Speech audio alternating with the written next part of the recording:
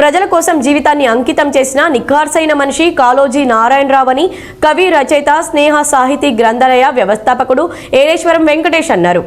కాళోజీ జయంతి సందర్భంగా స్నేహ సాహితీ గ్రంథాలయంలో ఏర్పాటు చేసిన కార్యక్రమంలో పలువురు పాల్గొని కాళోజీ చిత్రపటానికి పూలమాలలు వేసి నివాళులర్పించారు. ఈ సందర్భంగా వెంకటేష్ మాట్లాడుతూ కాళోజీ జయంతిని తెలంగాణ భాషా దినోత్సవంగా జరుపుకోవడం సంతోషకరమని, తెలంగాణలో పలు సామాజిక ఉద్యమాల్లో క్రియాశీలిగా పనిచేసిన Kaloji Telangana non Mulki go back ఉద్యమం మొదలుకొని తెలంగాణ తొలి మలి ఉద్యమాలతో పాటు హక్కుల ఉద్యమంలో విశేషంగా పనిచేశారని పేర్కొన్నారు.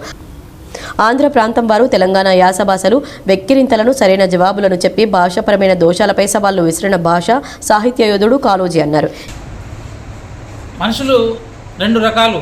ఒకటేమో తనకు తన కుటుంబానికే పరిమితమై జీవించేటువంటి వాళ్ళు ఒక రకమైనటువంటి వ్యక్తులైతే, సమాజమే కుటుంబంగా, సమాజమే మొత్తంగా అని భావించి జీవించేటువంటి వాళ్ళు కొందరు.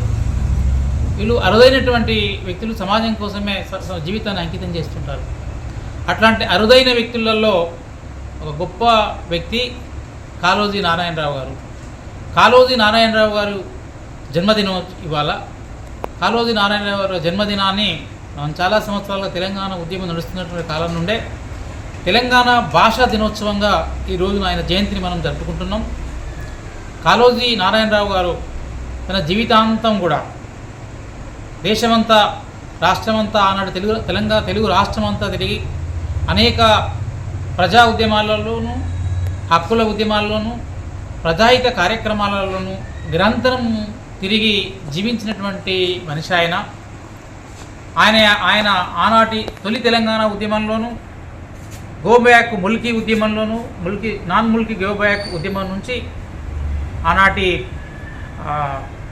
రకరకాల హైదరాబాద్ నుంచి వరంగల్ దాకా చివరి గ్రంథాలయ ఉద్యమంలోనూ కీలక పాత్ర వహించినటువంటి వ్యక్తి కాళోజీ గారు. కాళోజీ యొక్క జీవితం అందుకో చెప్తారు కాళోజీ గురించి, కాలన్న మాటలో కల్తీ లేదు, వేమన్న పలుకులో వెల్తీ లేదు అని అంటారు. అంటే ఏదైనా నిష్కల్మషంగా, నిజాయితీగా మాట్లాడి, ప్రజల కోసమే రాసి, ప్రజల కోసమే మాట్లాడి, ప్రజల కోసమే తిరిగినటువంటి గొప్ప జీవి కాళోజీ నారాయణరావు గారు. తనకంటూ ఏది అయినా కట్టుకోలేదు, చివరికి ఇల్లును కూడా కట్టుకున్నటువంటి వ్యక్తి అయినా సమాజాన్ని మాత్రం చాలా చేసినటువంటి వ్యక్తి. అలాంటి గొప్ప వ్యక్తుల యొక్క స్ఫూర్తి మనందరికీ కూడా ఆదర్శము.